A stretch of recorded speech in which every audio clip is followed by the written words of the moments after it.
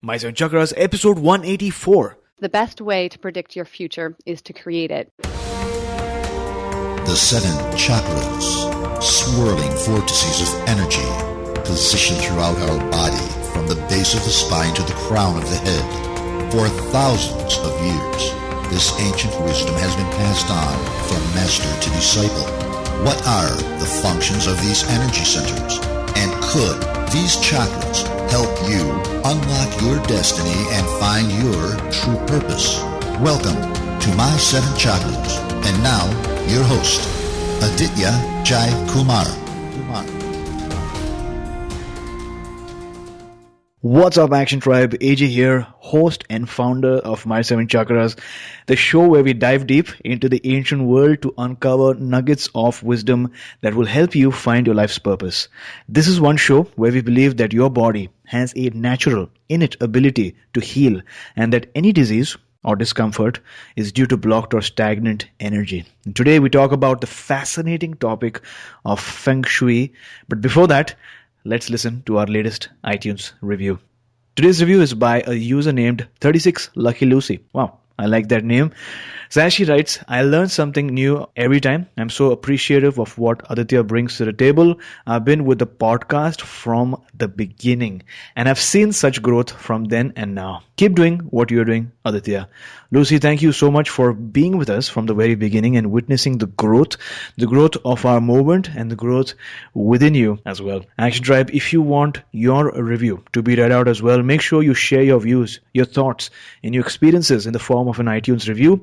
Writing a review is really, really easy. If you're on your podcast app already, that's on your iPhone, just hit reviews and then hit write a review. You can also type in this link on your browser to jump directly onto the iTunes review page. The link that you need is my7chakras.com/review, my7chakras.com/review. And remember, it's not just iTunes. You can, write us reviews on Stitcher Radio as well as Google Play, because the fact of the matter is that even one review from you is a giant leap for our movement. Because as I've shared earlier, reviews help us grow the movement and attract many more action takers just like yourself. And now, it's time to bring you our featured guest for today, Tenaya Kolar. So Taniya, are you ready to inspire? Absolutely. That's amazing. So Taniya is the founder and CEO of TPK Feng Shui and Design. She's a Feng Shui and design consultant as well as a wife, mom, entrepreneur, and space guru. With a background and training in Feng Shui, interior design, architectural drafting, space planning, and color, she delights in discovering design that unlocks the potential in your home. So Taniya, welcome to My Seven Chakras. Before we begin, tell us a bit more about your story and then we can continue. Thanks, AJ. So great to be here. Thanks for having me. I've been doing the whole Feng Shui space design for about 10 years. I've been studying Feng Shui for more than 15 and have been really every step I take, so much of it is a practice and you get deeper and deeper, and every step I take is just a whole new world of possibilities in terms of your home and allowing more ease into your life through your space. A whole new world of possibilities. That's what all of us are looking for, including someone who's listening to the show right now. So let's begin the show, as always, with a dose of inspiration.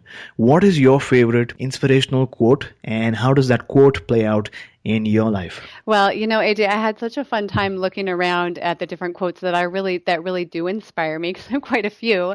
But what I'm sharing today with your listeners is from Abraham Lincoln, and it's the best way to predict your future is to create it.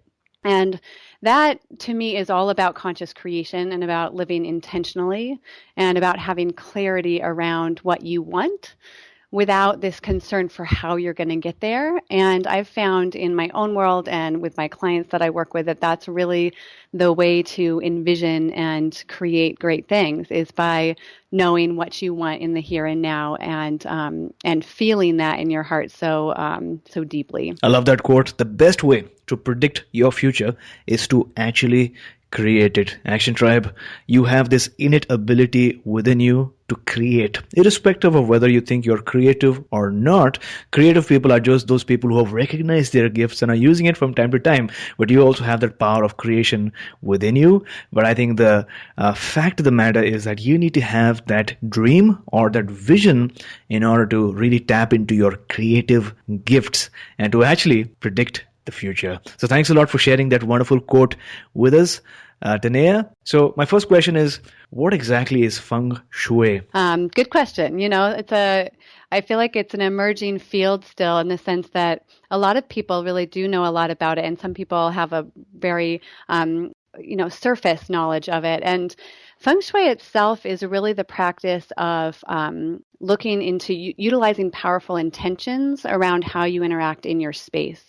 And there are the different kind of tribes of Feng Shui. There's ancient Feng Shui that is much more practiced in China still these days. And then it moved to northern China, where the landscapes were different, and the style of Feng Shui that kind of was originally created didn't really resonate there. And so it shifted there. And then when it moved to the States, it shifted again. And there's this lovely, the most wonderful part about that really is that because Feng Shui is all about the intention that you set in your space, the way that you utilize those intentions in terms of what method of Feng Shui you use really doesn't necessarily matter. But it's all about living in your space intentionally, in that you are intentionally placing things in certain ways in order to allow greater flow. You're intentionally creating more space to allow opportunities to flow into your life.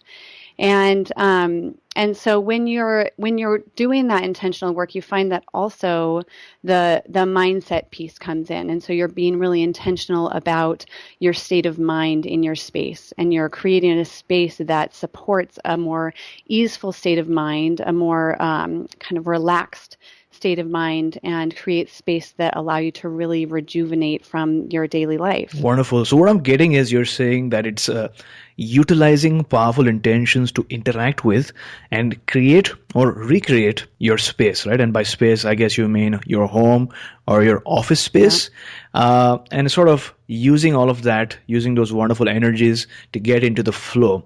So you also spoke about space design. How does that relate to Feng Shui? Yeah, absolutely. So whenever you look at the Feng Shui in someone's house, generally speaking, when people come to me, it's because they're having some sort of issue in their life. Things are feeling stuck, things are feeling stagnant, relationships aren't going the way that they want, career is feeling a little stuck, or your abundance feels stuck. There's all these different areas of your home that can really affect your well-being in different areas of your life in Feng Shui. And when you look at space design, I like to start really at the beginning stages. I work with quite a few people who are remodeling or building new, or who are looking for new homes, because when you're building a home is really a fantastic time to create Feng Shui, to create a space that flows and that is functional. And architects are really well versed at creating beautiful spaces, beautiful homes, particularly from the outside. And interior designers are really focused on creating really beautiful spaces from the inside. But the Feng Shui piece is really what links the two. And you look at the design of a space when it's physically designed the first time around, or when you're remodeling it to make it flow more easily. And there are really simple changes that you can make in your space in order to make you sleep better in your bedroom, and to allow your wealth to grow in your life, and to allow your career to be what you want it to be, and not flow right out your door, to allow your finances to stay with you and not flow out your door. So there are different ways that you can design spaces in order to kind of maximize the keeping of energy and the maintaining of energy and the flow of energy within a space. Does that make sense? Oh yeah, it totally makes sense. I'm trying to relate it to some of the energy practices that many of our listeners are already aware of. So for example, if you feel stuck or feel some level of stagnation in some part of your body, stuff like Qigong or Tai Chi can help resolve that stagnation and enable flow once again, and overcome disease or maybe some distress or stress. But what if you feel stuck and stagnant in your home? So your body is okay, but what if you feel stagnant in your home? And I think that's where Feng Shui and space design come into play, especially if you're moving into a new place. So the interior designer or the consultant can help you design your home in such a way that you get better sleep, you're healthy, you feel good, and you're able to attract love and prosperity as well. Now, speaking specifically about you, what type of Feng Shui do you practice? I practice the more Western style of Feng Shui, and that really is because I've studied both. I've studied kind of all the versions of Feng Shui, and that's the one that resonated the most with me as a Western listener, as a Western, taker in of information. And so that style is much more intuitive. A lot of the practices, when people realize what good Feng Shui is, they said, oh, that was my intuition. So for example, when in Feng Shui, there's something called the commanding position. And this means that from where you sit on your couch or in your bed or at your desk or at your stove and all these places where you really want to be able to relax fully or focus or put good energy into your food. In all of those places, you want to be in command of your space. And that means that you can see the main door into your space from where you stand, that you don't have your back to that door and your subconscious is constantly wondering what's going on behind you. So when you're in that commanding position, your subconscious body kind of relaxes a little bit so that you're able to be present and be where you need to be, either that focusing on your work or relaxing or rejuvenating your body. And so, for example, people in your bedroom, you want to be able to set up your bed so that from where you sit, you see the door, but you're not in the path of the door. And that actually happens to be the place where you feel most comfortable.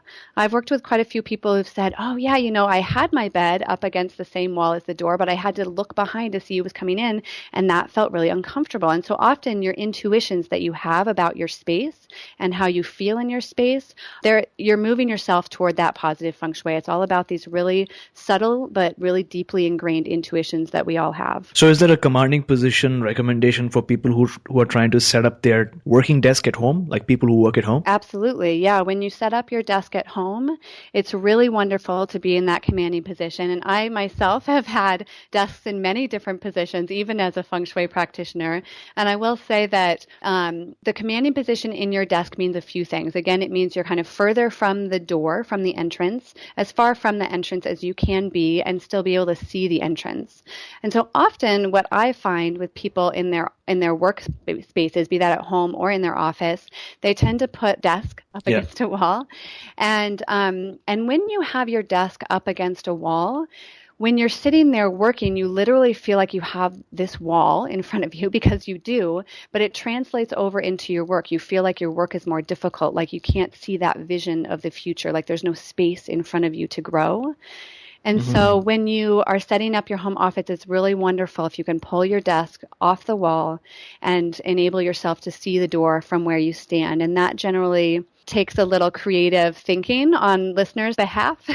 And it often, in some spaces, I would say the smaller percent of spaces, but in some spaces, you're not able to do that. And I have lived and worked with people in very small spaces too. So I don't know, people live in a whole range of spaces, and often people think because they're in a small space, they don't have the same range of possibility. And that's true to a very, small degree.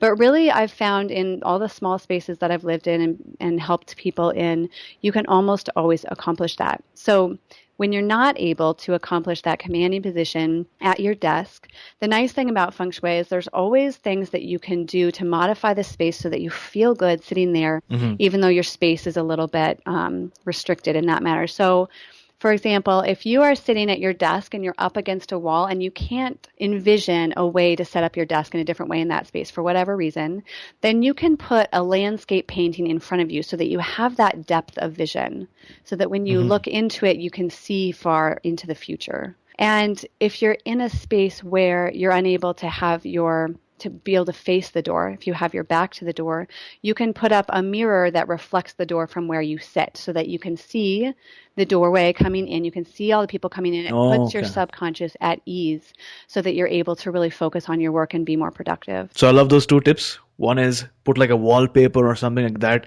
can help you have space for your vision to grow. right?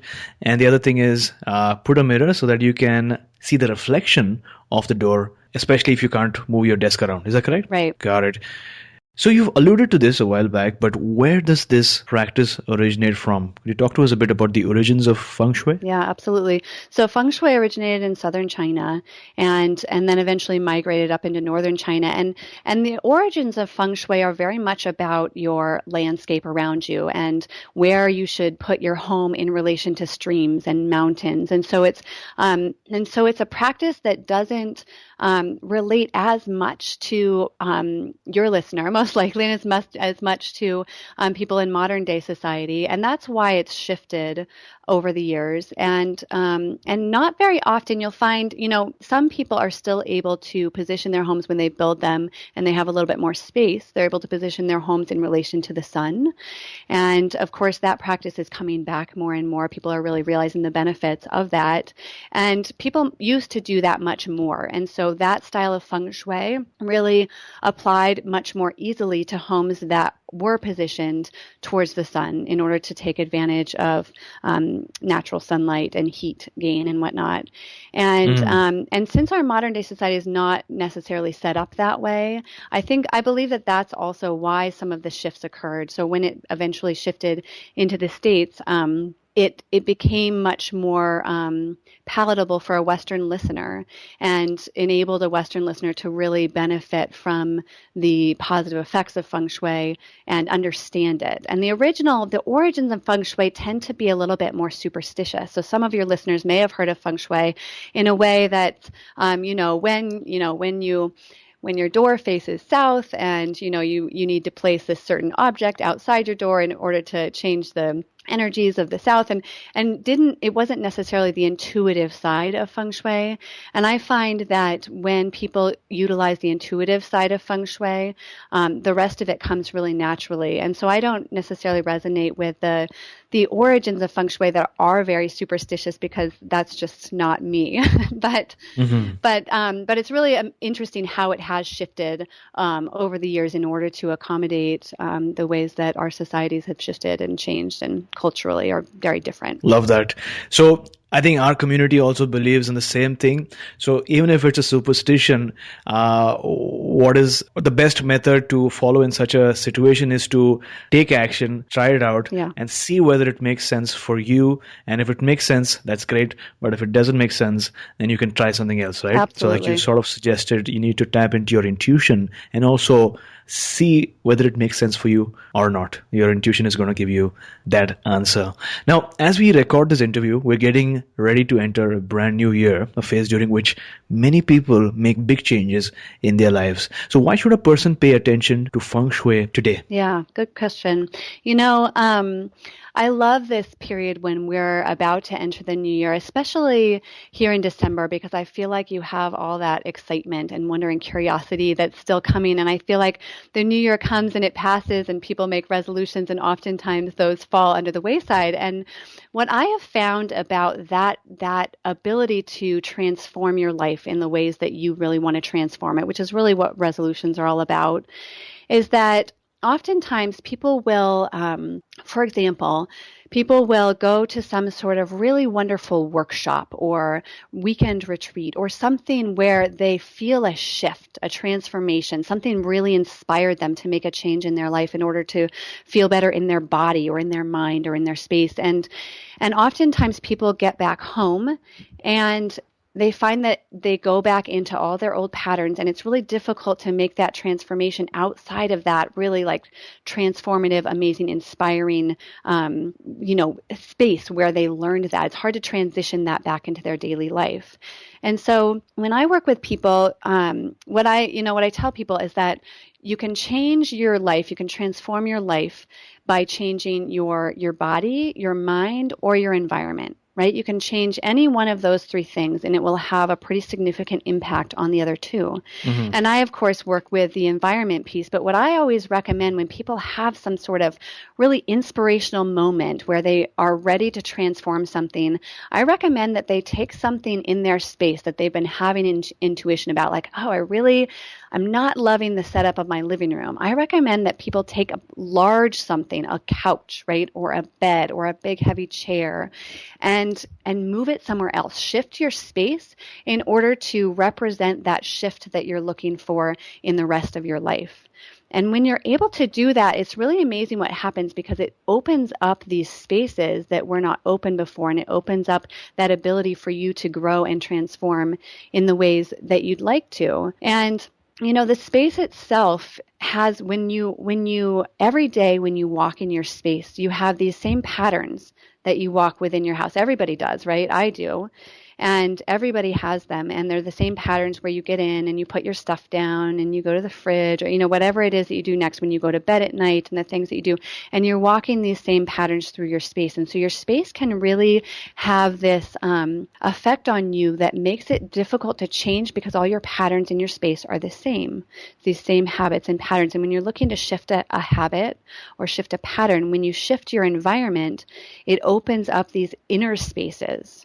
So in Feng Shui, your space is very much a reflection of yourself. It's a reflection of your body. It's a reflection of your mind. And when you open up the spaces within your environment, you're able to open up different avenues in your mind, different channels for growth, or changing something about your body or your mind. And so the three really are so interconnected. And so I love this time of year because it's really easy to be inspired to shift. And, oftentimes people are shifting their spaces. If your listeners, if you have many Christian listeners, they may be putting Christmas trees inside their spaces or changing their space in order to accommodate a festive time of year. And so I find that it's a really great time to shift your space anyway and to allow that new energy. And it's about the physical cobwebs that you're removing in your space. Whenever you shift a big couch, you realize that there's just dust and debris and, in my home, little toys and all kinds of things underneath that couch. And you clean that all up. And all of that debris that's sitting on your floors and on your surfaces has to do with your emotional state of mind. And when you clean that up, it's like cleaning away the stagnant stuff that's no longer serving you in your life, that emotional kind of detritus that settles in us all. And when you clean that out in your space, you're able to clean that out within your inner body also, your spiritual body. And it's a really powerful practice. Wonderful. So I love that you said that your space is a reflection of yourself, and sometimes because of the lack of change, you get accustomed to how you feel, think, and believe, right? Because you're seeing the same space maybe for many years in many people's lives. So if you change your space, or if you can't change your space, if you change the way your space looks by changing your upholstery, maybe changing the paint, or maybe changing the position of your sofa and your chairs, you not only will see different, but you'll feel different as well, and that will affect how your outlook is towards life and the action that you take. So a lot of it, based on what I understand, is experimentation and change. And we all try to avoid change at times, but sometimes in this case, when you change the way you look at your room, you will feel and change as well internally. Yeah, and I always really encourage people, it is about experimentation and listening to your intuition and really going back to that sense. But it's also about, and that's what I always encourage people to begin with, that intuition, because it is powerful. But when you really are, when you're really wanting to see a powerful change in a particular area of your life, what I bring to clients that I work with is that you're able to look at that specific area of your life and that specific area of your space that reflects to that is reflective of it. So in Feng Shui, there's something called a Bagua map, and it takes these 9 areas of your life, so your relationship and your career and your abundance and your helpful people in your life, all these different areas, and they are mapped out on your space in a very specific way. And so it's this really wonderful diagnostic tool to be able to go into your space and saying, I'm having difficulty in my relationship right now. It feels stuck. It feels stagnant. I don't know how to get from where I am right now to where I want want to be, to this ideal relationship that I envision. And so then you look at that specific area of your space and you see what is reflected in that space that is stuck, that is stagnant, that feels like it's reflective of your past and not of your future. And you can shift specific things in that space. And when you do that with intention around how you're creating opportunities within your relationship to grow and to develop and to transform together, then it creates a really powerful thing. And so it's all about the intention of how you change your space and the shifting of your space. And it is experimental, and I always recommend people experiment, but it's also about really making your space reflect the life that you want to live. So whatever that looks like for you, if it looks like you want a balanced life that is easeful, then often that means really clearing out the clutter and the things that are cluttering your vision in your space, because when you clear those out, all of a sudden you have so much more space within your mind, in your head, and also in your physical space. Love that. So I love the fact that you spoke about the Bagua map, and you sort of were alluding to the process that you use with your clients to help them overcome a particular challenge or a block that they're experiencing in their life, right? So could you talk to us a bit more about the process of how you work with your clients? What's the process like, maybe from start to finish, from when they reach out to you and to actual implementation? Yeah, absolutely. So in the work that I do with clients, it's really varied. And so the first thing is really listening to people and finding out where they are in order to figure out if I can help them and how I can best help them. And so, for a certain percentage of my clients, that's really they're caught in that overwhelm and that cycle of busyness, and they just feel like life is one damn thing after another, excuse my language. And so, so for a client that is in that sort of space, we're really looking at simplifying their space in order to simplify their life. Because when you fill your space with only the things that you love, then all of a sudden your life becomes full of only the things that you love. You're able to say no to the things that don't resonate for you. You're able to spend time with the people who really, fill your bucket, who really fill up your soul. And so for a client that is in that space, you would look to the clutter and the space. And I run a course around clutter that's called Clear Your Space, Clear Your Mind. And it's all about really honing your possessions down to the ones that you love. And it's about looking at that Bagua map. And so we bring in that Feng Shui to set really powerful intentions and look at your Bagua map and really pay attention to where you are in your space. So we start with the closet, for example. That's really the best place to start with your clothes. And when you go through your clothes and you keep only the ones that really inspire joy, and we're talking about this physical, visceral joy that you feel in your body, right? You're pulling yourself out of your rational mind and you're getting into how something actually makes you feel.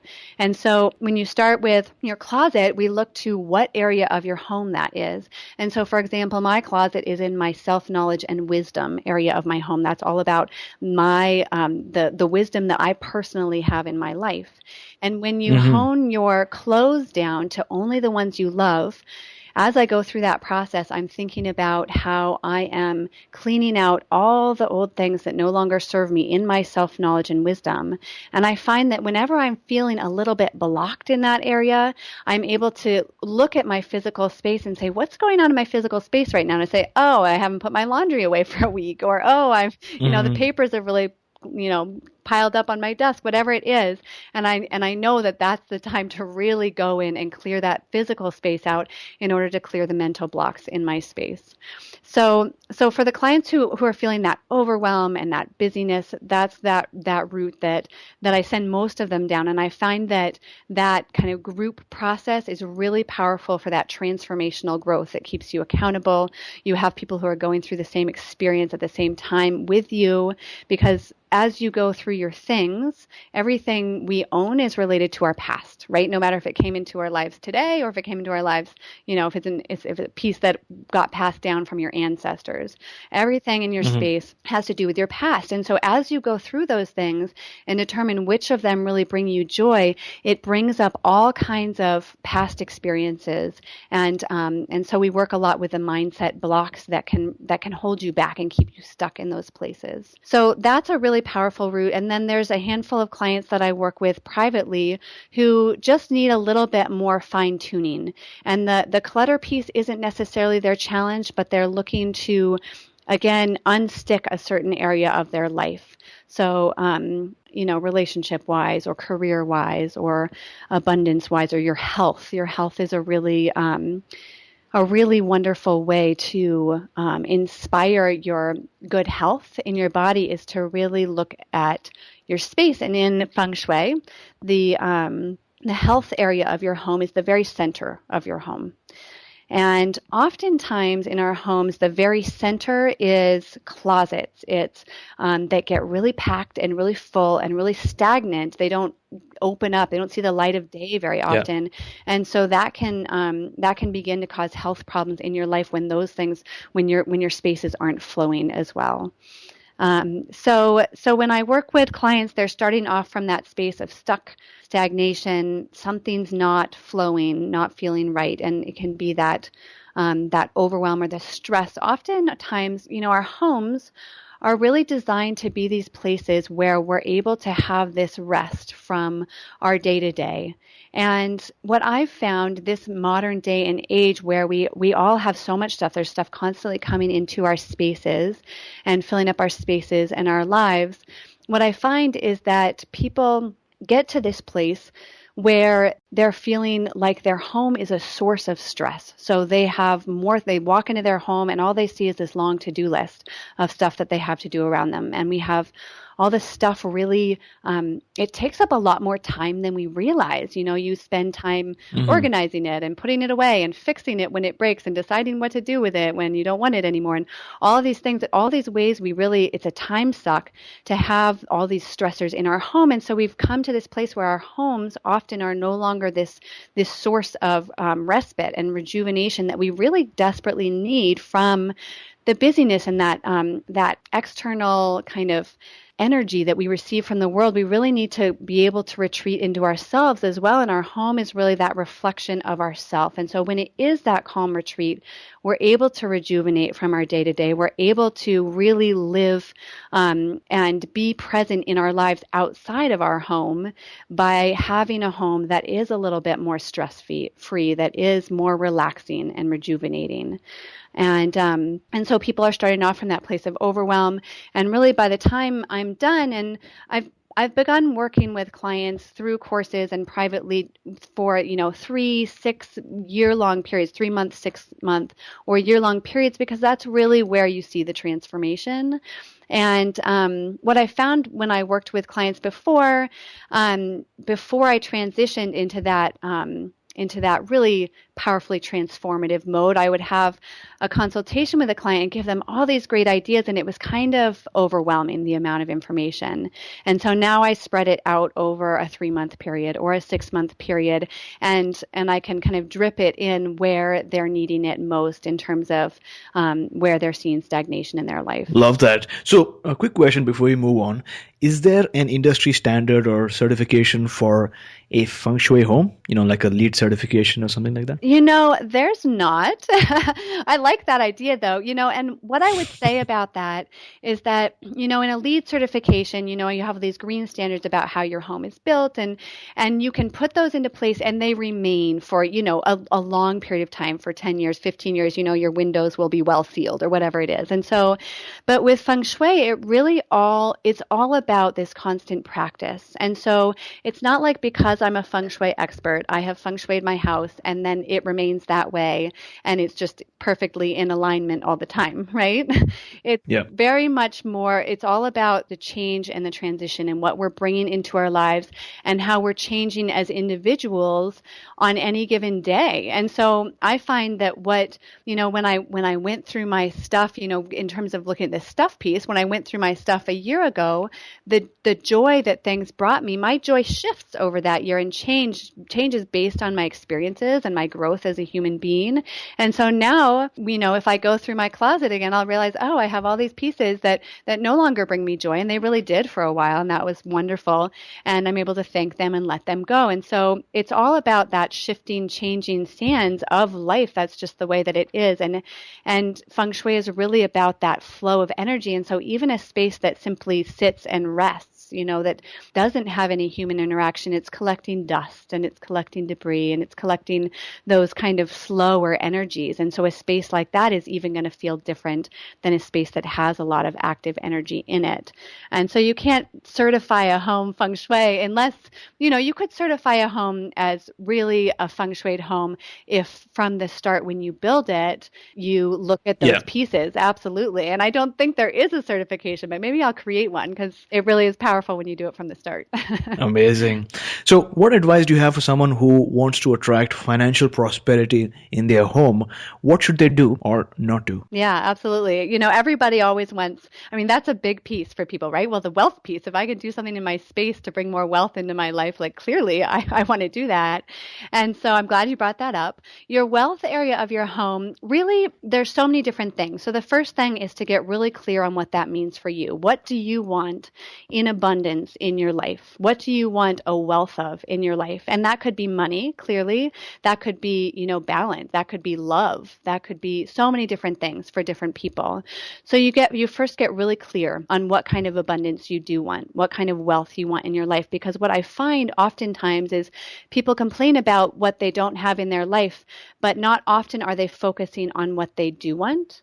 And when you shift your focus onto what you do want, all of a sudden you're spending your energies there. So in Feng Shui, there's something called the law of attraction. And it's outside of Feng Shui too. It's this scientific principle that like attracts like. And so you see that in your physical space. I know that everyone's had the experience of coming into their home and putting their mail down on the dining room table and then, going about their day, doing different things. And by the time you get back to it, there's, your coffee mug is also there and your phone is there and the laundry you haven't put away yet is there. It collects because you have this something that is not where it belongs and it collects more and more things that aren't where they belong, right? So it's in their physical space, but you also see that principle of like attracting like in your mental space. So wherever you spend your energy, your time thinking about, that's what you get more of. So the idea is that the universe doesn't know what you want and what you don't want. It just knows how you spend your time and your energy, what you spend your energy thinking about, and it gives you more of that.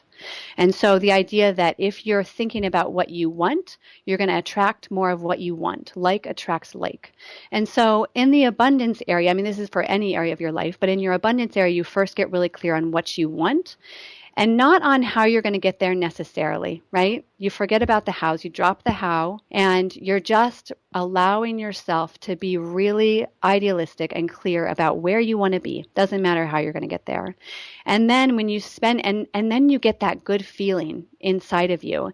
And when you have that good feeling, you know you've struck gold because it's the feeling really that you have.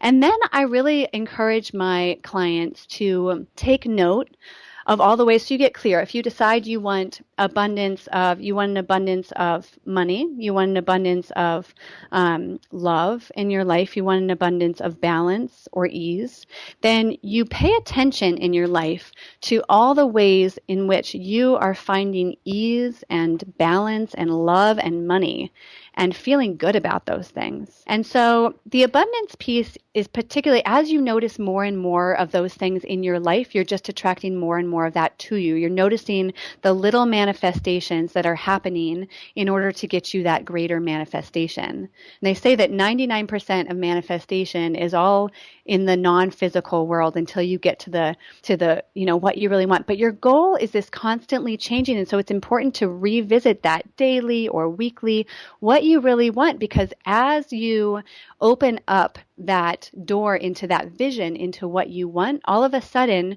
you're coming from it in a place not of lack, but in a place of abundance where you can see what you want, and all of a sudden a door opens that you never would have thought of before, right? Or people come into your life that are really important and just who you needed at that time. And the more you recognize that, the more you get of it. And so in the abundance field, there's so many different pieces. There's that big mindset piece about really focusing on what you want instead of the lack of it. But the money piece, I find, myself and all 100% of my clients that I work with, or 99% of my clients I work with, have money issues that come up at one point or another in the work that I do with them. And that's because in our society, and I mean, so many societies, we have all these negative connotations around money, right? Like people are stingy or they're greedy or all these different things that you can be when you have a lot of money. And so people say, oh, I want to earn a lot of money. I want to be successful by earning money. And then they spend their time thinking about money in these negative ways. You're never going to get that big wealth of money because it are two totally different feelings.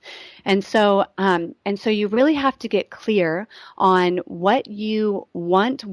You have to change your story around money in order to feel good about money. And so one really easy way to do that, I find that was a really nice way for me to start, is that whenever I got a bill or whenever I paid for something at the store, I was just really thankful, right? I got my electricity bill and I said, thank you so much for making it so that I can turn on my lights, and take a warm shower and all these things, and just be really thankful that somebody provides that service and all the work that went into that service. And so being really thankful around your money, going to the store and, paying for your food and saying, oh my goodness, I'm so thankful that I have this, nutritious food that I can feed myself with and that I can pay for it instead of feeling stressed out about a purchase. And so it's about shifting your mindset in terms of drawing what you want near. And it's about shifting your story around money so that it's a positive story. And then you get to the space piece, and you can change any one of those three things, and get a shift, but really all three kind of meld with each other. And so in your space, in terms of the actual physical feng shui, what you can do in your space is really open up space for opportunities to come and find you. And the way that you do that is by letting go of what doesn't serve you. And so that's physically moving stuff out of your house that no longer serves you, that brings you down, that makes you feel guilty every time you look at it.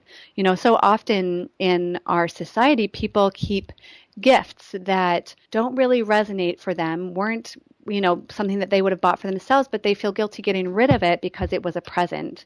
And what I always say around that is, when you have a gift that you don't like, then every time you see it, you think, oh, I really don't love that. Your subconscious often, I really don't love that, but I can't get rid of it because my grandma gave it to me, and, I would feel badly about that. And so you're associating your grandma with this feeling of not feeling good, with this guilt. And your grandma doesn't want you to associate her with this feeling of guilt, right? And so whenever you let go of something like that and say, you know what, I have other ways that I remember my grandma. I actually have, 3 other things of hers that she made for me that I really love, or whatever it is, these other ways, it opens up the possibility for you to have a different relationship with that person. And so in your abundance area of your home, if you're looking at the physical space, is the back left corner of your home, right? So if you're at your front door and you open up your front door, it's kind of the back left square of your home, back left corner of your home. And whatever area that is for you, for me, that's my bedroom. If you have spaces in there that feel a little bit more full, that feel a little crowded, that you have more stuff that, doesn't really serve you, that you don't love, whenever you can clear that stuff out, you're making space for new abundance to come into your life. So when you say back left corner, yes. are you referring to back left when you're looking or staring at the front door? Yeah. So if you're at your front door, not the door you most commonly use, but your front door where the numbers are. Yeah. You open up that door, and, in most homes that are square, your front door is in your career or journey area if it's in the center. And so when you open up that door, the back left corner of your home from where you stand. Does that make sense? So from where you stand and you're looking outside the home, or are you looking inside the home? When you're looking inside your home, inside or outside, but we're looking at the inside of your home. So when you're inside your home, the back left corner of your home. And, for some people that spatial thinking is easier than for others, but. Yeah. Got it. So thanks a lot for that. You've given us a couple of really amazing insights. You spoke about the importance of clearly defining what wealth means to you particularly, and getting in touch with your emotions and feeling what it would feel if you already have attained that goal, and feeling grateful for things that you already have, for the fact that you can pay for your bills, for your food and whatnot, and then letting go of stuff that no longer serves you. My question is, over the years, what are some of the transformations that you've seen in people's lives after they've implemented Feng Shui? It's really powerful, and it's nice to look at it over the span of some months. You can switch things in your home and immediately feel an easing, but oftentimes it takes a little time. So I'll give you an example of a woman that I worked with, and she had recently moved into a home of her own. She'd split up from her partner, and they had a child together, and she moved across town and moved into a space of her own. And she runs a preschool, and so in her, in the majority of her home is this really lovely Waldorf style, all nature, lovely preschool that's set up in a beautiful way. And so her space that she had to herself was really her bedrooms, kind of this master suite with a bedroom and a walk-in closet and a bathroom. And so that actually turned out to be the relationship area of her home also. And your bedroom is not always your relationship area, but for her it was. And so she was really she felt like she had never had a partner that really saw her for who she was and really loved her unconditionally. And she was just really yearning for that unconditional love, that somebody really saw her and loved her for who she was. And she was feeling really stuck around that. And she had a lot of stuckness around her self-confidence also, right? And so in Feng Shui, you're always looking at kind of the opposing side of the Bagua also, and opposing the relationship side is your self-knowledge and wisdom. And we all know that, in order to love somebody fully or be compassionate with someone else, you have to really love yourself and be compassionate with yourself. And so we were working with those two forces. And so in her actual bedroom, we looked at her bedroom, and there were really small shifts that we made. I mean, some small shifts, some slightly larger. And so her bed itself was this antique bed. It was hers growing up. And it was, a really lovely kind of metal bed with these, bars coming down and rounded and very sweet and lovely, right? But in Feng Shui, when you really want a bed that is wooden and solid. And that's because the metal really attracts the electromagnetic energies around you. And so it can make it difficult to sleep. There's all kinds of studies that have been done around the electromagnetic field and how it can be disruptive to sleep. And so a metal bed frame is not the best in Feng Shui. There are things that you can do, but she wasn't attached to the bed. And it also had these bars coming down. And when you have a bed that has bars coming down, it can really feel like you're kind of in jail almost. In your relationship, you feel incarcerated. It's not a positive thing. And so she was not attached to the bed. She'd been looking for a new bed anyway. And so she was able to find a bed that had this nice solid wood headboard and that had a lot more solidity to the relationship. And that can really be a backing in your relationship. She put it into the commanding position so that she could see the door. She felt really comfortable. And she was also having problems sleeping. And so that can really aid your problem sleeping. We cleared out underneath the bed, which can cause problems with your sleep as well, because you're literally sleeping on top of whatever is down there, the energies that they have. And those can be very active energies that aren't conducive to sleep. And we had her unplug her Wi-Fi, which was right in her room, which can also contribute to poor sleep. And what else did we do in there? She really set up this space intentionally in order to reflect the relationship that she wanted. And so she started putting things in pairs instead of things that were just solitary figures. She started really thinking about what kind of relationship she did want and doing that self-work around the clearing out of space and the clearing out of old energies that were no longer serving her, and the processing of those old emotions that came up, which the self-confidence is really always linked to those past emotions that were all those little nuggets that we all hold inside of ourselves that we haven't been ready to release yet. And so behind the bedroom, which is in her relationship area, was also her bathroom and her walk-in closet. And she'd always had, around the self-confidence issues, she'd had a lot of problems finding clothes that fit her, that she liked, that she loved. And we went through the joy process of really keeping what brought you joy within her closet. And that really created a shift for her. And then in the bathroom, because your toilet is your largest drain of energy in your home, it can really drain away energies. And so you can place something above your toilet. It can be anything, really, something that you like to look at. It literally draws your gaze up and draws the energy up from the toilet. And so she placed something above her toilet to draw those energies up. She really got more clear around her self-confidence in her closet and her clothing. She put her bed in the commanding position. And I do not lie when I say that within I think it was 2 months, she met this man of her dreams that she is still together with, that she feels fully seen and heard. And she's just ecstatic because she's never had a relationship like that before, that feels like she has space and also like she's fully, enveloped and understood. So it can be a really powerful transformational process, but it is a process of looking through those past emotions. It's very rarely is it an immediate shift, because often there's mindset work that goes along with it. Love that. Thanks a lot for sharing. Action Tribe, to access the show notes for today's episode, visit my7chakras.com/184. That's my7chakras.com/184.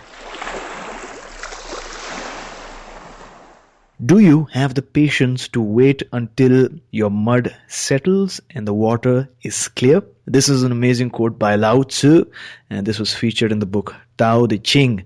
Action Tribe, the pain that you have in your life right now is not going to last forever. The challenges that you are facing will one day be over. But unless you have the patience to wait till that day, life is going to be very hard for you.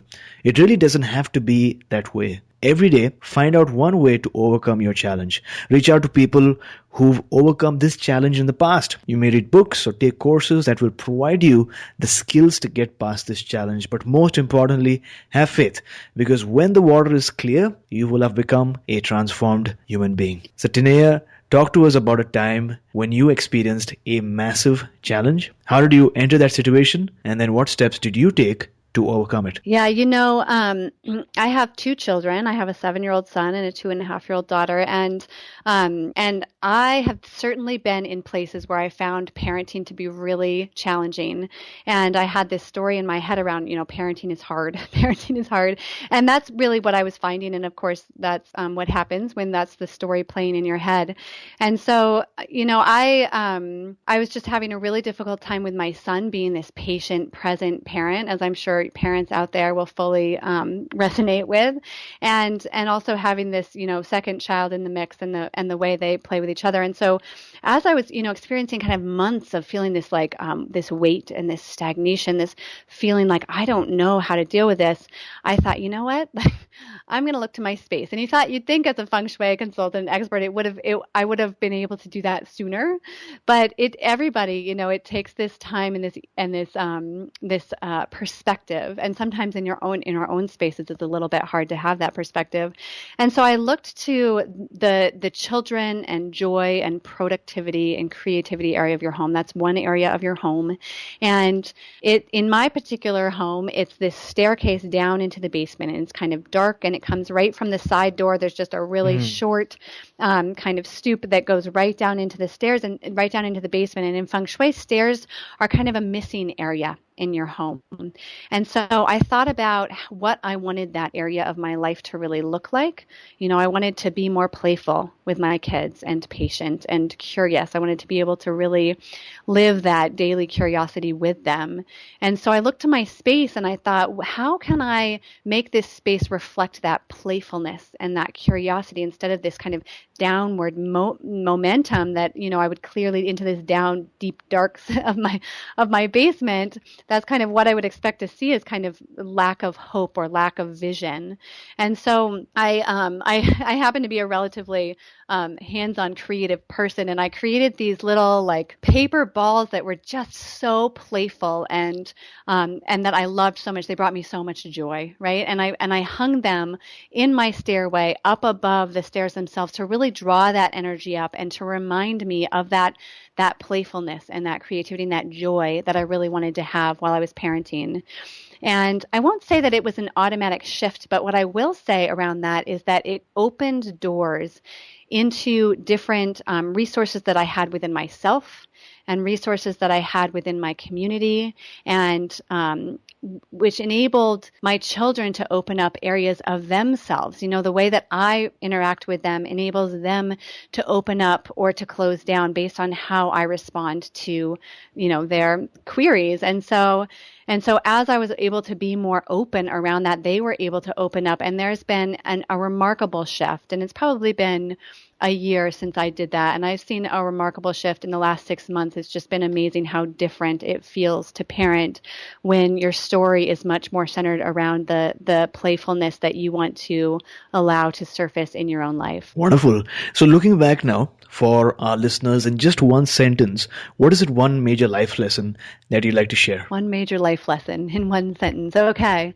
Let's see. Something that resonates about the quote that you said earlier, and which is a mantra for me in my life, is this too shall pass. And it's not about necessarily saying like, when you're in a bad place, it will get easier. It is about that. But it's also about reminding yourself that when you're in a really sweet spot and life is really good, to really enjoy it and be in the present, because it'll pass, right? Everything's a cycle and things will get more difficult and then easier again and more difficult. But when you're really able to be in the present and enjoy that present moment, it enables you to enjoy the journey instead of just the destination. Love that. So thanks a lot for sharing your story. You shared with us that story about it being hard at one point as a parent with 2 children at your home, right? And you were experiencing a level of stagnation for a certain months, and it seemed like nothing seemed to work. And then you sort of did some analysis and you found out that that space, your stairway space, which should ideally be associated with joy and productivity, was actually leading to darkness and gloom, right? And you thought of using some creativity on your part to make it more about curiosity and playfulness. And so you created those paper balls. And like you mentioned, it wasn't like a game changer, but that opened certain doors for you. And I'm sure that many of our listeners are looking forward to opening certain doors, whether or not it might lead to a massive shift. That small thing that you do in your life can definitely pave new avenues for you and really change things for you. So thanks a lot for sharing that perspective with us today. Action Tribe, as you head out, take action in your life. Remember to be kind to yourself. Many of you have stumbled upon this path recently, and if you put too much pressure on yourself to learn and grow, it defeats the whole purpose, because you need to remember that nature is never in a hurry. The flower takes its own time to bloom, and the caterpillar is never in a hurry to become a butterfly, because if it's too fast, it might not be able to fly and the wings might not mature properly. Whenever you can, build your awareness of what is out there. In fact, keep a collection of articles or ideas or maybe podcast episodes to build your awareness, because that's all you can do, so that when you have the right moment, you can dive deeper and learn more and expand your knowledge. The more awareness you have, the more conscious you become. And as the ancient Chinese Taoist philosopher Lao Tzu once said, the wise man is one who knows what he does not know. So Taniya, what is your life's calling as on today? Life's calling as of today. Oh my goodness. I am so very passionate about helping people in their spaces, because I know what a difference it can make in their lives. And so I am living my passion and my calling, and I'm so thankful to be able to do so every day. That's amazing.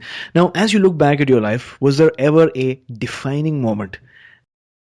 It's so funny because there have been many, but the thing that instantly popped into my mind when you asked that is that when I graduated from college and was living in my first home that, was ever really my space with some friends, and my mom gave me a housewarming gift, a book called Feng Shui for Dummies. And that was really my very first exposure to Feng Shui.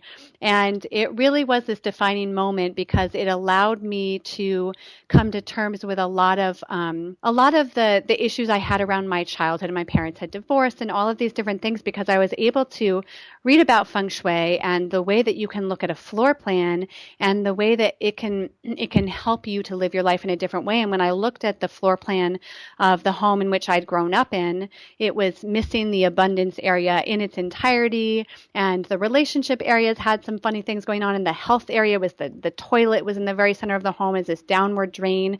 And it was like this kind of breath of fresh air, like, oh, there were other forces at work that really created that. And it was this really defining moment for me, because that's when I started my studies of Feng Shui and enabled myself to live in my space a little bit differently in order to transform my life in the ways that I want to transform it. Wonderful. Thanks a lot for sharing that with us. And we've now arrived at the last round for today, the wisdom round. And our listeners know that this round is all about taking some notes and taking action. So the first question is, what is the best advice that someone's ever given you? You know, the best advice I've had is to focus on what you desire most, to focus on your joy. And we've talked about that a little bit in terms of the vibrational universe and how where you spend your energy is what you get more of in your life. But it's such a powerful practice to really come back to your joy whenever you find yourself kind of going down that rabbit hole of not feeling good. Oftentimes it's because you've been having a story in your head that's no longer true and it's in your subconscious.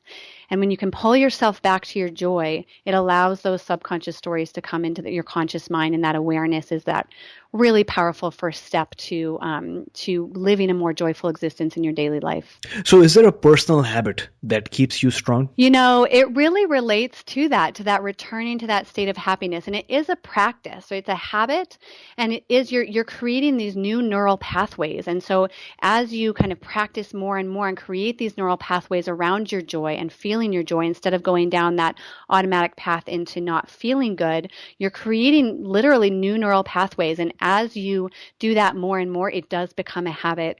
And it's a really incredibly powerful habit that I recommend everybody do, because the most important thing is for you to be in a state of alignment with yourself, because that's when you can take inspired actions that allow that ease in your life, that allow you to feel like you're flowing downstream instead of paddling upstream. So how do you start your day? What is your morning routine like? Well, because I have kids, it doesn't exactly reflect what it would if I didn't. But that being said, I do have some very established morning routines, and I've studied a bit in the Ayurvedic tradition, and so I wake up and I scrape my tongue and I brush my teeth and I oil my nose, and then I drink 2 cups at least of warm water in order to allow myself to poop and flush those toxins from the day. And so I'm really thinking about my physical body and flushing those toxins out, as well as my space and allowing the toxins out of my space in the clutter. So that's the first thing that I do when I wake up.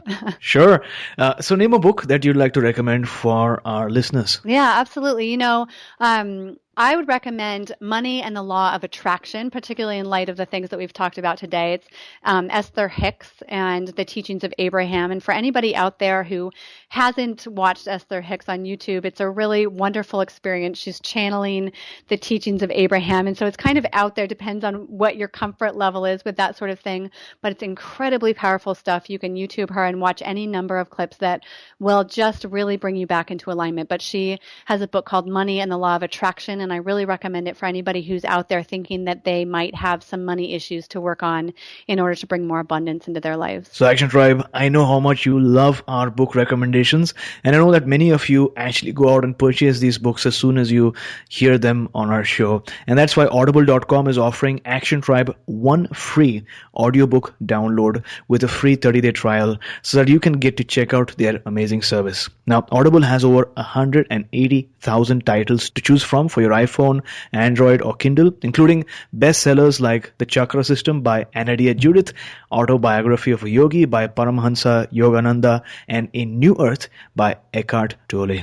To download your free audiobook today, go to audibletrial.com/MSC. Once again, that's audibletrial.com/MSC. That's audibletrial.com/MSC for your free audiobook. So Taniya, thank you so much for joining us today. Right before we end today's session, tell us something that you are grateful for and tell us the best way we can find you. Absolutely. You know, today I'm incredibly grateful for, I live up in the mountains and we got about a foot of snow in the last 2 days. And so I spent the morning out playing with my kids and shoveling and generally enjoying the slower pace of life that brings. So I'm incredibly grateful for that. And your listeners can find me at www.tpkfengshui.com. That's Tenaya Kolar, tpkfengshui.com. And I have all kinds of great freebies and introductory ways to get to know me on my webpage. So certainly head over and visit. Wonderful. We'll have that link up in the show notes as well. And since you mentioned snow, I'd like to mention that we have a lot of snow here in Vancouver. We don't normally have snow in Christmas. I mean, we have like snow for 1 or 2 days in Vancouver, but it's really a joke. But this year we've got so much snow, and I think that's because of an Arctic wind that's come this way, and so there's a lot of snow, and A lot of people are happy here to have a white Christmas. But thanks a lot for sharing. Thank you for coming on our show and talking to us about Feng Shui and taking us one step closer to a human revolution. Thank you so much, AJ. That was a lot of fun.